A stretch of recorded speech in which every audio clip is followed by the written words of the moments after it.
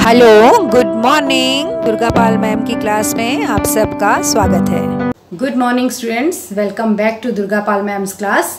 आज की वीडियो में हम पढ़ रहे हैं क्लास 6 हिंदी मल्हार से चैप्टर 9 मैया मैं नहीं माखन खायो। इस कविता की सप्रसंग व्याख्या मैं आपको करा रही हूँ। इस वीडियो में मैं सभी शब्दों के अर्थ भी बताऊंगी, आपको प्रसंग भी और व्याख्या भी बहुत सरल ढंग से आपको समझाऊंगी और लिखित भी यहाँ पर है, आप अपनी कॉपी में भी लिख सकते हैं। और इसके साथ ही इस वीडियो में इस पाठ के कुछ बचे हुए क्वेश्चंस भी हैं। इसके अलावा मैंने एक और वीडियो डाली है जिसमें इस पाठ के प्रश्न हैं, लेकिन वीडियो बहुत लंबी होने की वजह से उसमें सारे प्रश्न नहीं आए थे। जो बाकी के प्रश्न बचे हैं वो मैं इस वीडियो में अटैच कर रही हूँ और इस वीडियो के डिस्क्रिप्शन बॉक्स में अगर आप देखेंगे तो आपको आगे के प्रश्नोत्तर की, पहले के प्रश्नोत्तर की वीडियो का लिंक मिल जाएगा। और अगर आप पहले वाली वीडियो देख रहे हैं तो उसके डिस्क्रिप्शन में इस वीडियो का लिंक है, ताकि आपके सारे क्वेश्चन आंसर्स इकट्ठे हो जाएं। आपके बहुत प्यारे प्यारे से कमेंट मैं हमेशा वेट करती हूँ, उनका कमेंट करते रहिए। दुर्गा पाल मैम की क्लास को सब्सक्राइब करिए, खुद भी कीजिए, अपने दोस्तों से भी करा लीजिए और अपने क्लासमेट से, अपने स्कूलमेट से भी कराइए। प्यारा सा कमेंट जो भी बच्चा करेगा उसका नाम ज़रूर लिया जाएगा, उसका कमेंट वीडियो में शो किया जाएगा। मैंने पहले भी किए हैं, बच्चे बहुत प्यारे से कमेंट करते थे, मैंने उनके सबके कमेंट अपनी वीडियो में शो किए हैं। पहले हम ये सूरदास जी के जो पद हैं श्री कृष्ण जी के बारे में, इसे एक बार पढ़ लेते हैं। मैया मैं नहीं माखन खायो, भोर भये गयन के पाछे मधुबन मोहि पठायो। चार पहर बंसी वट भटक्यो, सांझ परे घर आयो। मैं बालक बहिन को छोटो, छीको के ही विधि पायो। ग्वाल बाल सब बैर परे हैं, बरबस मुख लपटायो। तू माता मन की अति भोरी, इनके कहे पति आयो। जिए तेरे कछु भेद उपजी हैं, जाने परायो जायो। ये ले अपनी लकुटी कमरिया, बहुत ही नाच नचायो। सूरदास तब बिहसी जसोदा, लई उर कंठ लगायो। तो ये हैं सूरदास जी द्वारा रचित पंक्तियाँ, श्री कृष्ण जी के लिए उन्होंने रची हैं। अब हम जान लेते हैं इसका कवि परिचय। आपने जो रचना अभी अभी पढ़ी है वो सूरदास जी द्वारा रचित है, जैसे कि आपको पता चल ही गया, यहाँ पर सूरदास जी द्वारा रचित है, यानी सूरदास जी ने ये रचना लिखी है। माना जाता है कि उनका जन्म 15वीं शताब्दी में हुआ था। सूरदास ने अपना अधिकांश जीवन मथुरा में गोवर्धन सहित ब्रज के क्षेत्रों में श्री कृष्ण के गुणगान में भजन गाते हुए बिताया। उनकी रचनाएं ब्रज भाषा में उपलब्ध हैं। ये रचनाएं इतनी सुंदर हैं कि आज भी लोगों के बीच बहुत प्रचलित हैं। उनकी अधिकतर कविताओं में श्री कृष्ण की बाल लीलाओं का मनोहारी वर्णन है। ये कविताएं अत्यंत लोकप्रिय हैं और देश भर में प्रेम से गाई जाती हैं। अपनी उत्कृष्ट रचनाओं के लिए वे महाकवि सूरदास कहलाते हैं। उनकी मृत्यु 16वीं शताब्दी में हुई थी। तो सूरदास जी ब्रज में रहे हैं ज़्यादातर और उन्होंने ज़्यादातर श्री कृष्ण की ही रचनाएं की हैं। वो श्री कृष्ण के अनन्य भक्त थे। अब यहाँ पर हैं कुछ शब्द अर्थ जो अभी हमने पंक्तियों पर पढ़ी थी, उनमें जो मुश्किल शब्द आए हैं उनके अर्थ यहाँ पर दिए गए हैं आपके लिए। माखन कहते हैं मक्खन को, भोर कहते हैं प्रातः, गयन गाय,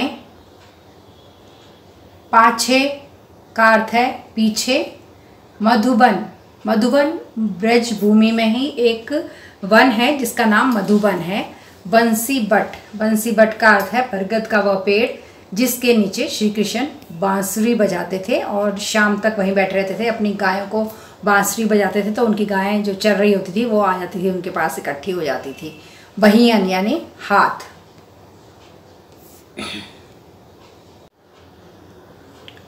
छीको यानी खूंटी आदि में लटकाया जाने वाला एक उपकरण, जैसे हंडिया छीका पर लटका देना।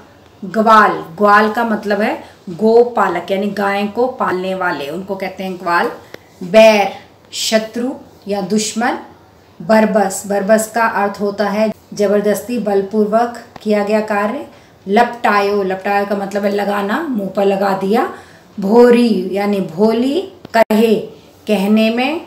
पतियायो, विश्वास करना या समझ लेना।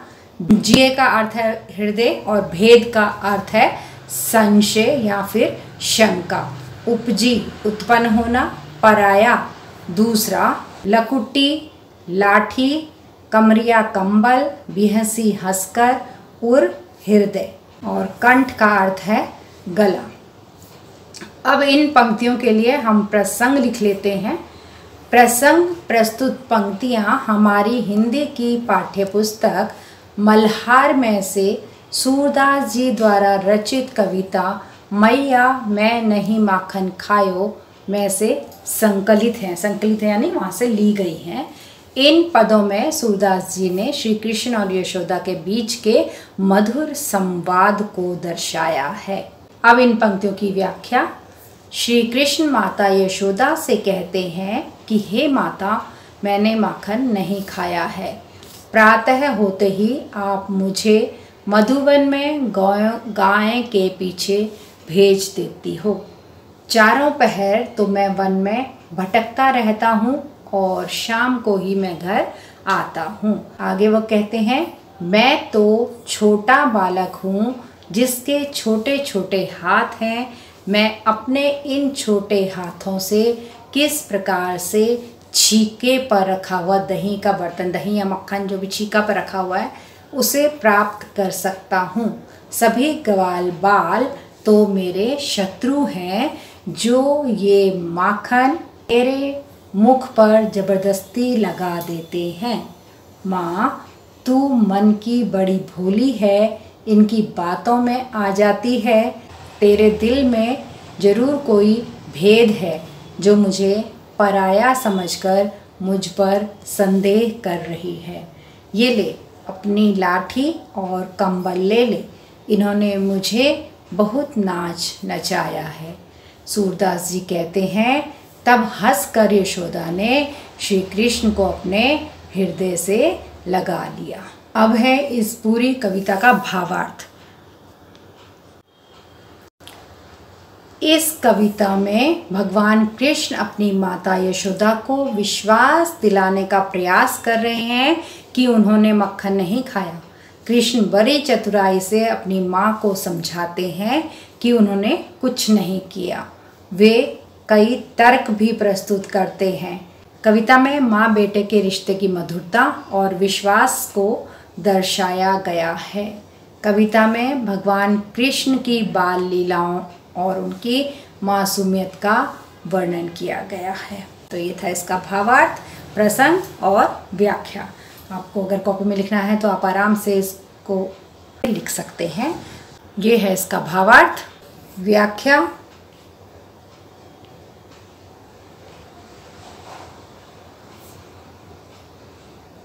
और प्रसंग। यहाँ से शुरू हो रहे हैं मैया मैं नहीं माखन खायो के बचे हुए प्रश्नोत्तर। घर की वस्तुएं तक मैंने पहली वीडियो में करा दिए हैं, अब इसके आगे हम इस वीडियो में करेंगे। अगला प्रश्न है घर की वस्तुएं। मैं बालक बहियन को छोटो छींको के ही विधि पायो। छींका घर की एक ऐसी वस्तु है जिसे सैकड़ों वर्ष से भारत में उपयोग में लाया जा रहा है। अभी तक भी छीका बनाते हैं लोग, गांवों में तो स्पेशली बनाते हैं। घर की छत पर एक कुंडा लगा करके उसमें एक रस्सी बांध करके उस रस्सी के बीच में एक रस्सी से ही बुनी हुई टोकरी लगा के या उन दो रस्सियों के बीच में एक पटला रख करके उसके ऊपर दूध दही रख दिया जाता है, उसे छीका कहते हैं। तो ये अभी तक भी गांवों में ऐसा होता है। तो नीचे कुछ और घरेलू वस्तुएं आपको दी गई हैं। इन्हें आपके घर में क्या कहते हैं, चित्रों के नीचे वो लिखना है। यदि किसी चित्र को पहचानने में कठिनाई हो रही हो तो आप अपने शिक्षक से, परिजनों से, परिजन होते हैं परिवार के लोग, और इंटरनेट की सहायता भी ले सकते हैं। ये दे रखे हैं आपको वस्तुएं जिनका क्या नाम है आपको ये बताना है। पहला चित्र है मटका, दूसरा है प्रेस, तीसरा है चौका और चौथा है सिलाई मशीन।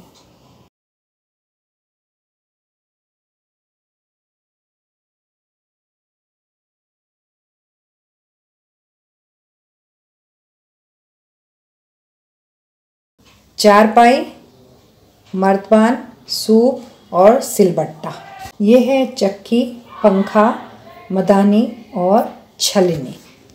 ये है टोकरी जिसमें रोटियां रखी जाती हैं। ये है इमाम दस्ता जिसमें कुछ कूटा जाता है। और ये है मथनी जिसमें दही मथा जाता है, मक्खन निकाला जाता है।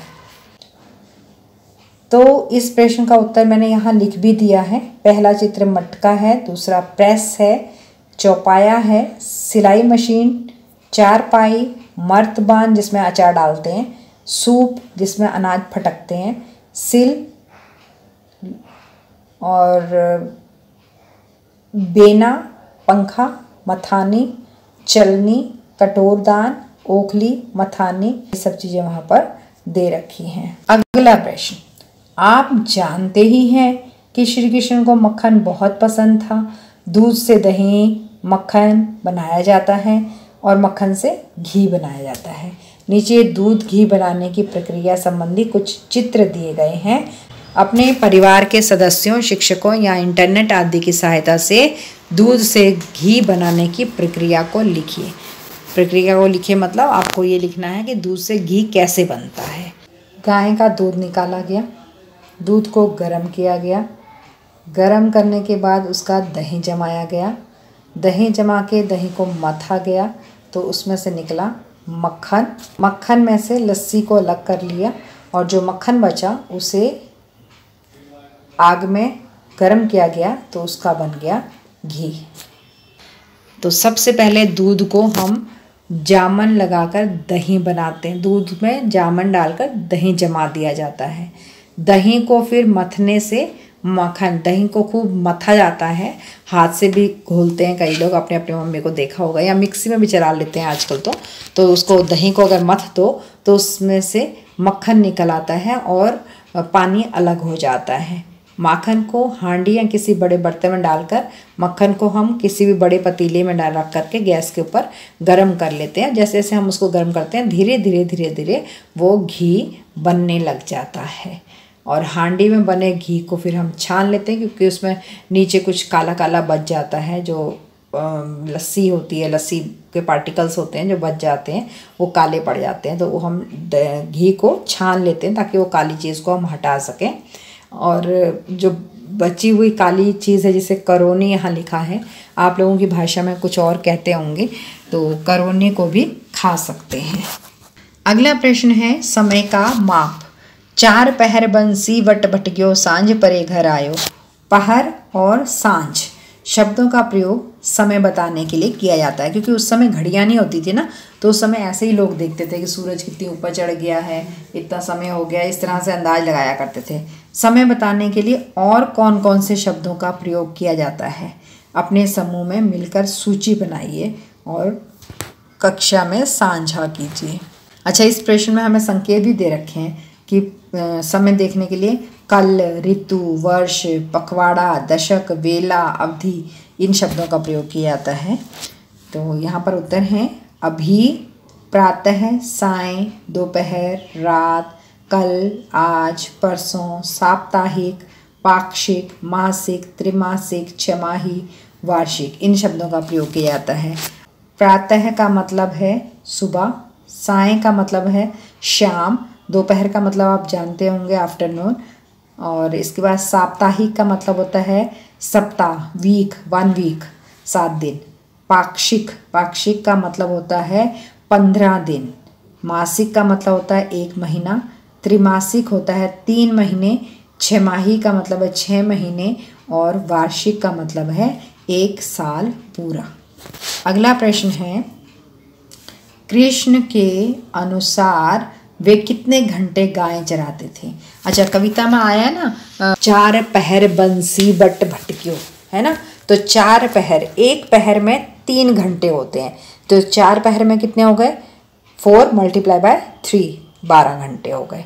तो इसका उत्तर क्या बनेगा? 10 से 12 घंटे, क्योंकि यहाँ पे स्पेलिंग मिस्टेक है। ये है पद, पद में आया है 4 पहर, बंसी वट भटक्यो सांझ परे घर आयो। एक पहर में 3 घंटे होते हैं, इस हिसाब से 12 घंटे वो गाय चराते थे। अगला प्रश्न है, मान लीजिए वे शाम को 6 बजे गाय चराकर वापस लौटते, तो वो सुबह कितने बजे गाय चराने के लिए घर से निकले होंगे? सुबह 5 से 6 बजे के बीच गए होंगे ना, 6 से 6 12 घंटे हो गए, है ना, तो 5 से 6 के बीच में वो कभी भी घर से निकले होंगे। अगला प्रश्न है, दोपहर का अर्थ है दोपहर का समय। जब दूसरे पहर की समाप्ति होती, जब दोपहर यानी दोपहर खत्म हो गए, है ना, तीसरा पहर शुरू हो गया, तो ये दोपहर के 12 बजे होते हैं। दोपहर खत्म होके तीसरा पहर शुरू हो रहा है, तो उस समय दोपहर के 12 बजे होते हैं, जब सूरज हमारे बिल्कुल ठीक सिर के ऊपर होता है। बताइए दिन के पहला पहर कब शुरू होता है? तो अगर 12 बजे तीसरा पहर शुरू हो रहा है और 3 घंटे का एक पहर है, तो 12 बजे से पीछे चलो 3 घंटे, 9 है ना, तो 9 बजे दूसरा पहर शुरू हुआ होगा, 9 बजे से और पीछे चलो 3 घंटे, कितना बजेगा? 6 बजेगा ना, 6 बजे पहला पहर शुरू हुआ। देखो 6 बजे पहला पहर शुरू हुआ, 9 बजे दूसरा पहर शुरू हुआ और 12 बजे तीसरा पहर शुरू हो गया। तो सुबह के 6 बजे से 9 बजे तक का पहला पहर होता है। आगे हैं हम सब विशेष हैं। महाकवि सूरदास दृष्टिबाधित थे, उन्हें दिखता नहीं था, आंखों अंधे थे सूरदास जी, ऐसा कहा जाता है। उनकी विशेष क्षमता थी उनकी कल्पना शक्ति। अच्छा, अंधे होने के बावजूद भी इतनी बढ़िया बढ़िया वो कविताएं लिखते थे। उन कविता में वो कल्पना शक्ति उनकी बहुत अच्छी थी, वो कविताएं लिख लेते थे।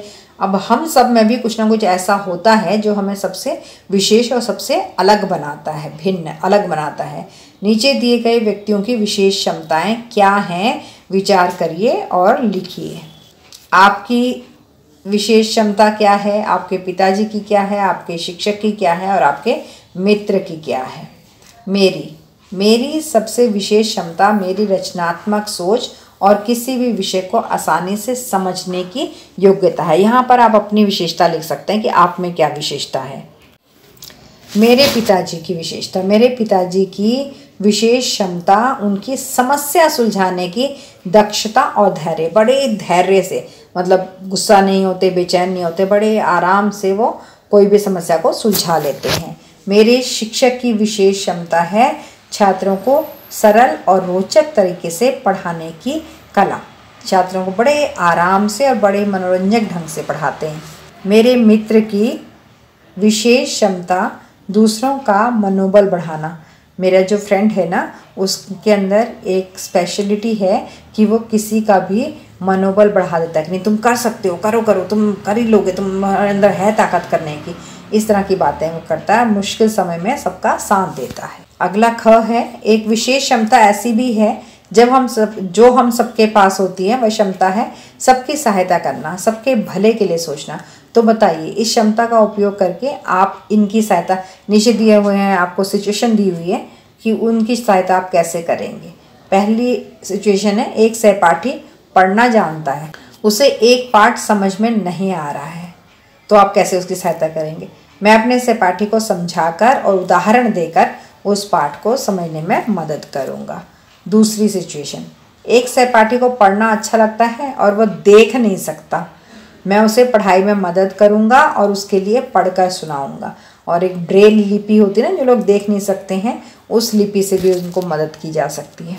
तीसरी सिचुएशन आपको दे रखी है कि एक सहपाठी बहुत जल्दी जल्दी बोलता है और उसे कक्षा में भाषण देना है, तो उसे कैसे मदद करेंगे आप।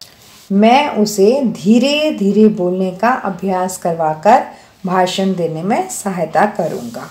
अगली सिचुएशन है, एक सहपाठी बहुत अटक अटक कर बोलता है और उसे कक्षा में भाषण देना है। एक तो बहुत जल्दी जल्दी बोलता था, उसको हमने धीरे धीरे बोलने का प्रैक्टिस करवाई। अब ये अटक अटक कर बोलता है, इसको भी भाषण देना है, तो इसकी क्या मदद करेंगे। अच्छा, यहाँ पर बार बार आ रहा है सहपाठी। सहपाठी कौन होता है बेटा, कमेंट बॉक्स में लिखो। सहपाठी का मतलब है फेलो क्लासमेट्स, जो आपकी क्लास में पढ़ने वाले बच्चे हैं। सहपाठी साथ में पढ़ने वाला। मैं अपने सहपाठी को प्रैक्टिस करवाकर आत्मविश्वास बढ़ाने में मदद करूंगा। यानी वो अटक अटक कर बोलता है, इसलिए उसे बार बार बोलने की प्रैक्टिस करनी पड़ेगी। अगली सिचुएशन है, एक सहपाठी को चलने में कठिनाई है और वो सबके साथ दौड़ना चाहता है, तो आप कैसे करेंगे? मैं उसके लिए अपनी दौड़ की गति कम करके उसको सहारा देकर साथ दूंगा। अगली सिचुएशन है, एक सहपाठी प्रतिदिन विद्यालय आता है और उसे सुनने में कठिनाई है, तो आप क्या करेंगे? मैं उसे लिखकर आवाज़ और हाव भाव के माध्यम से समझाने में मदद करूंगा। आज की पहेली, दूध से मक्खन ही नहीं बल्कि और भी बहुत कुछ बनाया जाता है। नीचे दूध से बनने वाली कुछ वस्तुओं के चित्र दिए गए हैं। दी गई शब्द पहेली में उनके नाम से पहले अक्षर दे दिए गए हैं। नाम पूरा कीजिए। ये है वर्ग पहेली। तो ये सारी चीज़ें हमने बना दी जो कि दूध से बनती हैं। पहला हमने बनाया खोया है, उसके बाद दही है, मक्खन है, मक्खन के साथ ही मलाई है, लस्सी है, छाछ है, रबड़ी है, आइसक्रीम है, मिठाई है, पनीर है। क्लास 6 मैया मैं नहीं माखन खायो चैप्टर 9 के सारे प्रश्नोत्तर मैंने आपको करा दिए हैं। अभ्यास कैसा लगा कमेंट बॉक्स में अपनी राय जरूर देना। अच्छे कमेंट्स को नाम लेकर के मैं अपनी अगली वीडियो में ज़रूर बोलती हूँ। सब बच्चों को वीडियो में अपना नाम सुनना बहुत अच्छा लगता है। आप भी अच्छे कमेंट कीजिएगा और बताइएगा कि ये प्रश्नोत्तर आपको कैसे लगे। तो अब चलते हैं, मिलेंगे अगले चैप्टर के साथ अगली वीडियो में। तब तक के लिए tata bye bye, love you all. Thanks for attending Durga Pal Ma'am's class. Please like, share, subscribe and don't forget to leave a lovely comment. Thank you.